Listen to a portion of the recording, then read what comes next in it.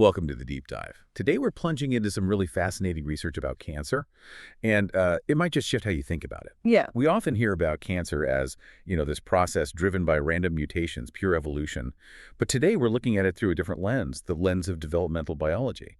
Yeah, our mission here is to give you a shortcut, basically, to understanding this new idea called the developmental constraint model. Hmm. That's pretty cutting edge, built on things like single-cell analysis that give this incredibly detailed view inside tumors.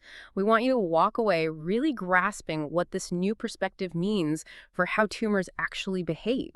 Exactly. I mean, fundamentally, cancer is sort of a breakdown of multicellular cooperation, right? Yeah. Individual cells going rogue. And the traditional evolutionary view, mutation, selection, that's absolutely vital. We're not dismissing that. But there's this other layer, maybe less appreciated, the constraints that our own body's developmental programs impose. Think of normal development like a tree. A stem cell is the trunk. Cells specialize along branches. This model suggests cancer cells don't just pop up randomly on that tree. Okay, interesting. So let's dig into that core idea. How exactly do developmental programs constrain cancer? What does navigating this developmental math actually look like for a cancer cell? Great question. And this is where, honestly, the new technology like single-cell RNA sequencing has been revolutionary. It lets scientists see the state of individual cells within a tumor like never before. And what they're seeing isn't just chaos, it's recurring patterns. Cancer cell populations show these repeated, plastic, and often kind of borrowed cellular states. The really core observation, the basis for this developmental map idea, is that the cancer cell states seen across lots of different cancer types, they're consistently proximate. Proximate, meaning close to. Close to, or related to, states within the normal developmental hierarchy of the cell, where the cancer first started the cell of origin. So the model, put simply, is that a population of cancer cells sort of travels along this pre-existing developmental map, and that journey generates the diverse mix of cell states you find in a tumor. And the interactions between those states, that's what drives the tumor's overall behavior. It shifts the focus, you see, from just listing the states to understanding the developmental rules that shape the tumor's makeup. Right. So this heterogeneity, the mix of cell states, isn't just random noise in gene expression. It's actually structured, organized by this map. I like your tree analogy earlier. It's like the cancer cells can only move to adjacent branches, not jump across the whole tree randomly. So what was it specifically about these cancer cell states that made researchers think, hold on, there's a non-random pattern here? You mentioned some key properties they observed. What's the first one? Okay, yeah, three key properties really stand out. The first is recurrence. Recurrence, meaning they see the same things over and over. Exactly. The gene modules, the sets of genes that define these specific cell states, they don't just pop up once, they recur. And not just within the same cancer type, but even across different types of cancer. For instance, take lung adenocarcinoma. Tumors that have totally different starting mutations, EGFR, KRAS, MET, you name it, they still often end up with similar populations of cells. You see these alveolar states, ciliated-like states, proliferative states showing up again and again. Mm. So the underlying driver mutation doesn't totally dictate the final cell types. It influences the mix, maybe the frequency, but the available types seem drawn from a common menu. Yeah. We see something similar in breast cancer, too. ER positive, HER2 positive, triple negative, they're molecularly distinct, right? But they share common cancer cell states. Wow. And you see similar convergence in glioblastoma, prostate, ovarian, colorectal cancers. It really implies there's this conserved toolkit of cell states, a limited repertoire that tumors need to progress. That's really fascinating. It suggests cancer is maybe less inventive and more opportunistic, reusing successful strategies. Okay, so that's recurrence. What's the next property? The second one is the co-option of programs. This is really key. It means these recurring gene modules, these states we keep seeing, they often aren't actually new things invented by the cancer. They're not. So where do they come from? They're essentially borrowed or co-opted from normal biological programs our body uses for normal physiology, tissue repair, development. So cancer is hacking our own system. Pretty much, yeah. Think of it like cellular software that's already installed, and cancer finds ways to run it for its own benefit.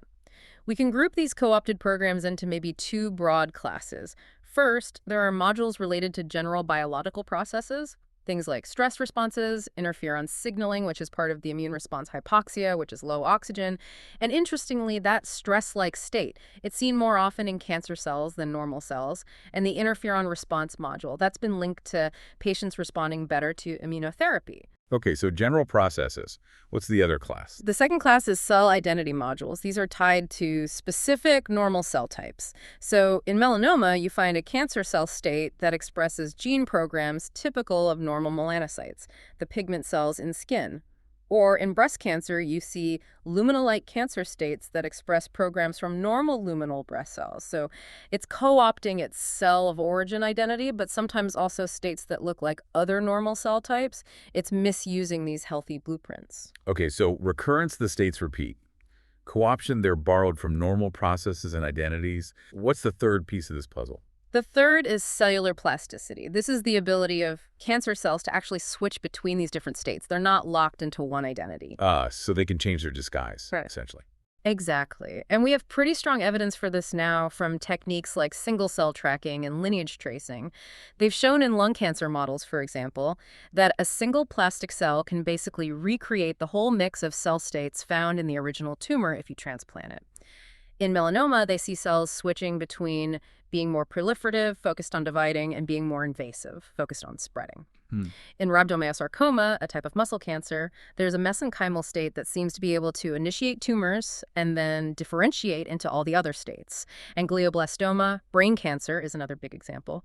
Individual states, like the mesenchymal-like or the neural progenitor-like, can each start a new tumor and generate the other states. So this plasticity, this switching ability, isn't just a minor thing. It's fundamental to how the tumor grows and adapts. Absolutely. And it highlights something really important.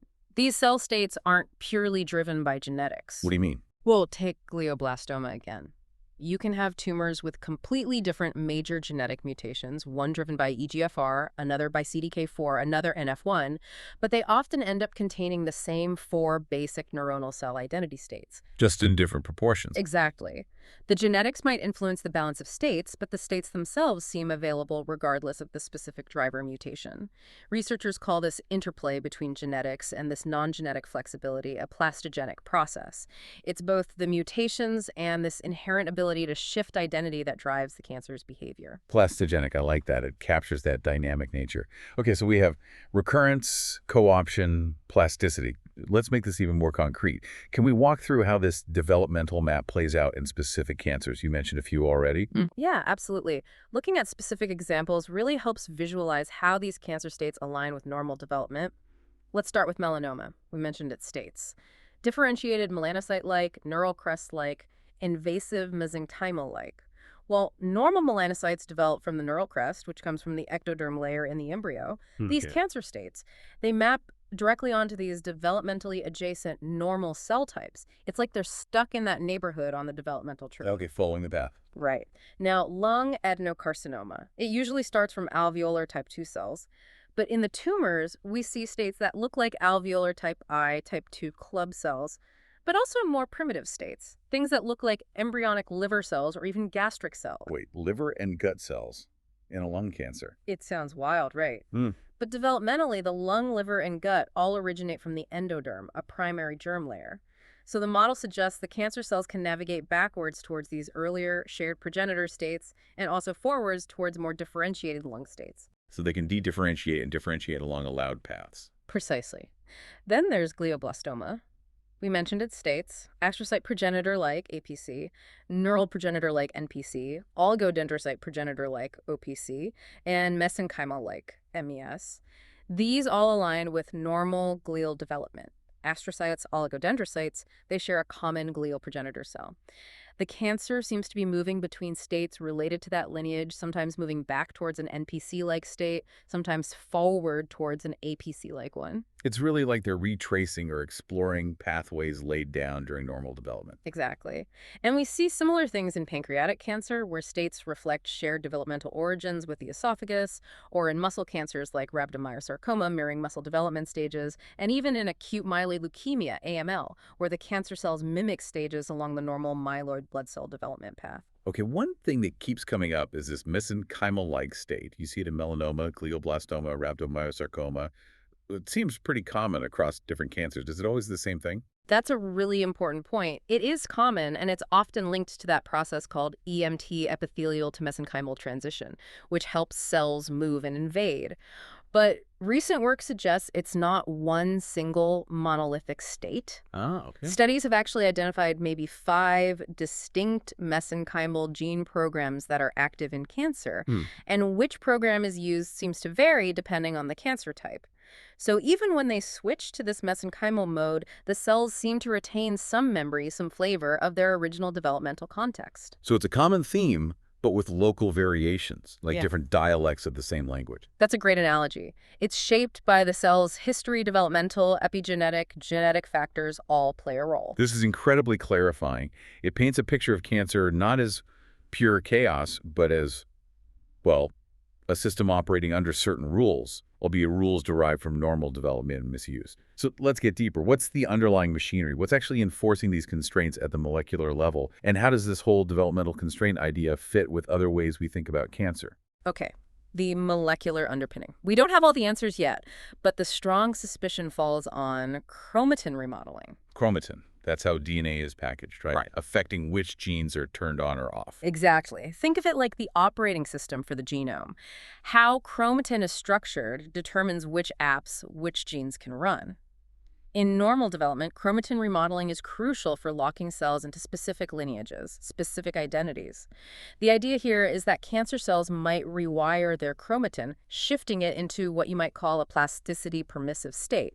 This makes their epigenome, their chromatin landscape, look more like an earlier, more flexible developmental cell type. And that allows them to switch between states more easily. That's the hypothesis. And it fits with the observation that genes involved in chromatin remodeling, things like histone modifiers, EZH2, are frequently mutated in cancers. Ah, so mutations in the operating system itself could enable this extra flexibility. Precisely. It suggests transcription factors, the proteins that tone genes on, are working with these chromatin remodelers to co-opt those normal developmental epigenetic networks, setting up new rules for the cancer cell. Okay, that makes sense at the molecular level. Yeah. Now, how does this developmental constraint model, the DCM, relate to other big ideas in cancer biology, like dedifferentiation or cancer stem cells? Yeah. Does it replace them? Good question. It's less about replacing and more about refining and integrating, I think. Take dedifferentiation, the idea that cancer cells revert to a more primitive stem-like state. The DCM agrees that happens. We see cancer cells moving backwards on the map. But the DCM also explicitly accounts for a movement forwards, differentiating into states that are different from the cell of origin, like we saw in lung cancer or glioblastoma. So it's a broader view of the possible movements. Okay, so it encompasses dedifferentiation but adds more possibilities. Yeah. What about the cancer stem cell CSC model? That's been hugely influential. Right. Both the CSC model and the DCM agree that tumors are heterogeneous. They contain different cell types. But the traditional CSC model posits a strict hierarchy. Only the stem cells at the top can truly propagate the tumor long term. The other cells are seen as more differentiated and maybe dead ends. The DCM offers a slightly different perspective. It suggests that many, perhaps even all, of the cancer cell states within those developmental constraints possess some degree of plasticity.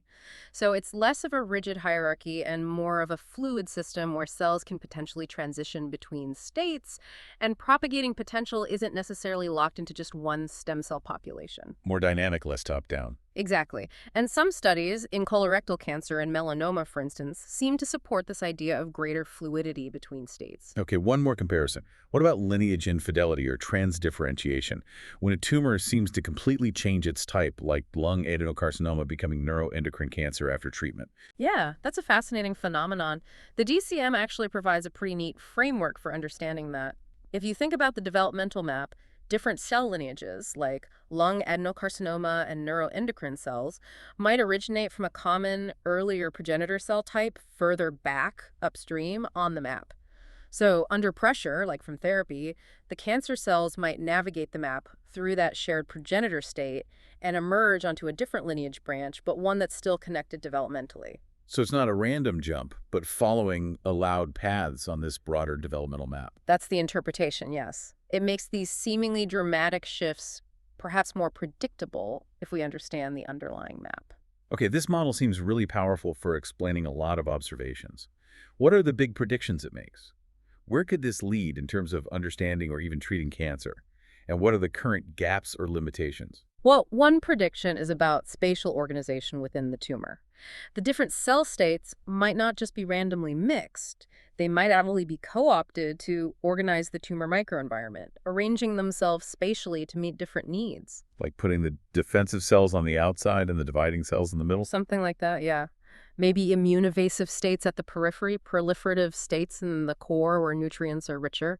Teratomas, those weird tumors that can form teeth or hair. That's an extreme example of developmental programs running amok within a tumor and creating structure. Right. Okay. Spatial organization. What else? A huge area is drug tolerance and therapy.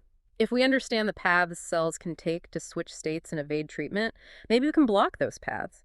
Inhibiting that cellular plasticity could, in theory, reduce the tumor's heterogeneity and make it less adaptable, more vulnerable to drugs. Locking the chameleon into one color.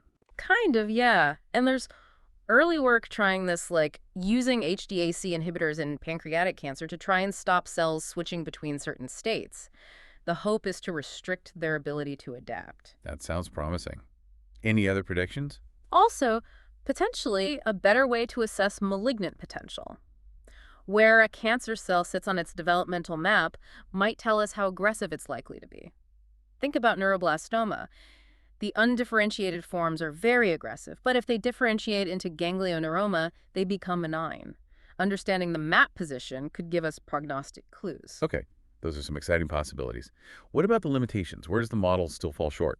Well, it doesn't fully explain the boundaries of the map. Why can some cancer cells, like in AML, only seem to travel so far along their differentiation path? Why are they restricted? Is it that certain states are truly developmentally forbidden, or just that those states don't provide any survival advantage in the tumor environment, so we don't see them?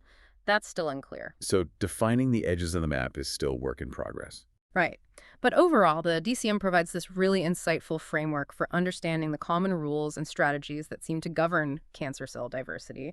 And its strength is that it makes predictions we can actually go and test in the lab. This has been incredibly illuminating.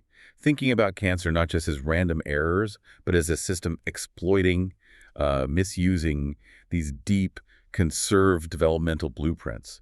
It really changes the perspective. Which leads to a final thought, something for you, our listener, to maybe ponder. If cancer cells really are just traversing a developmental map, constrained by these pathways, what if we could become the map makers? Could we potentially learn to actively reroute these cells? Could we maybe force them down pathways leading to benign states or even states that self-destruct? By manipulating these developmental constraints, it opens up some really intriguing possibilities, doesn't it?